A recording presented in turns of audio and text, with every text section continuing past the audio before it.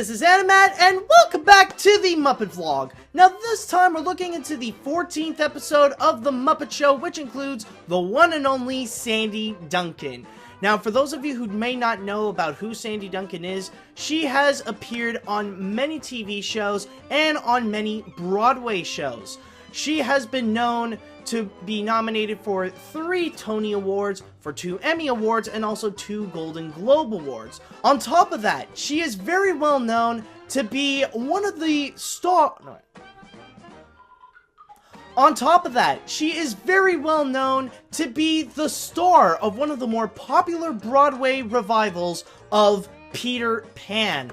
But for those of you who want to get a little bit more familiar with Sandy Duncan, she is actually the voice of Vixie in Disney's animated film The Fox and the Hound.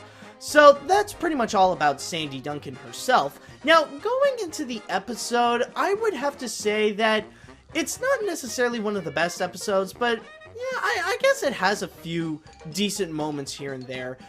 Starting off with the backstory where apparently Kermit feels out of the loop because everybody knows about this legendary banana sketch written by Gags Beasley. And everybody around Kermit feels like, oh, like they know exactly who Gags Beasley is. He is a legendary comedian, and they couldn't believe that Fozzie got him as a writer, and they pretty much, you know exactly note by note of what the banana sketch is, and apparently it's like so funny they can't really explain Kermit because they would end up bursting out laughing. And honestly, with that little bit right there, I feel like it's starting to be a bit repetitive with what they've previously done. It reminds me a lot of what they did with the Peter Ustinov episode, where they all admire Peter Ustinov, but they kind of put Kermit a bit out of the loop because it's more about that specific thing more than it is about Kermit. So, like, pretty much at the end of the day, Kermit just feels entirely like the odd man out. Except with the Peter Ustinov episode, it did have a great payoff at the end, where Kermit feels kind of alone in a sense, and he would end up singing "It's Not Easy Being Green."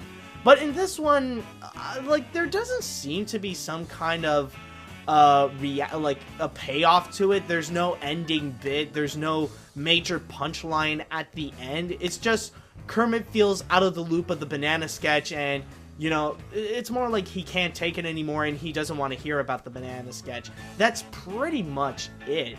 I guess that's the thing that doesn't feel as satisfactory, is that, like, it feels like this massive setup for one big joke, and there's not much of a payoff to it. So it does kind of feel a little bit empty, but you know, like, I like, there are a few moments that are pretty good. Like, the setup is fine. It's just that I feel like there's not as much of a payoff, and, like, also, I feel like we've been through this before.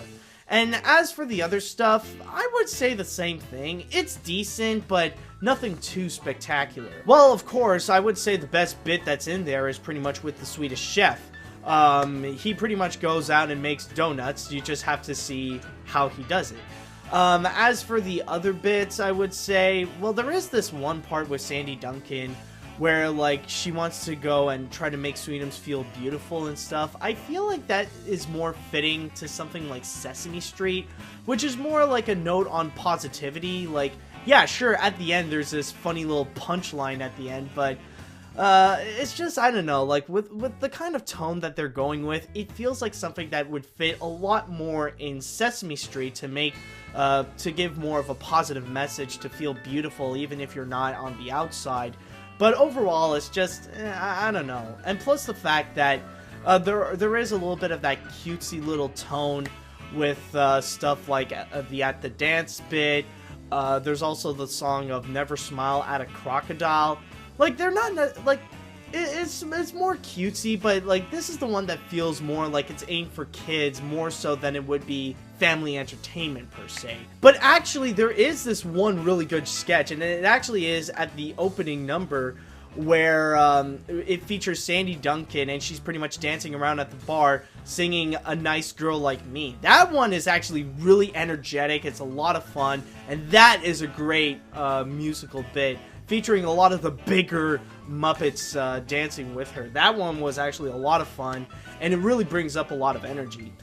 There's also like a softer moment at the end, which is Sandy Duncan singing "Try to Remember" to Kermit, which is actually more of a more heartwarming, a more slower pace, and a more calm musical number. So that's kind of an interesting contrast where it opens up really, really big, and then it ends off with something that's more calm and more soothing. It's actually really nice. So I would say that overall, with Sandy Duncan, she does a really good job with an opener and an ender, but for the rest of the episode, it's like, I guess it's okay at best. It's just that, like, yeah, it does have, like, some good gags. There are a few good jokes here and there. But the whole setup with how they've done it, it doesn't feel as satisfactory. It just doesn't feel like there's much of a point to it. And, like, it doesn't have any good payoffs. There's no real purpose. So, overall, like, it could have been handled a bit better, is all I'm saying. Like, if you want to see the episode, like, it could be fine, but there definitely are better episodes out there.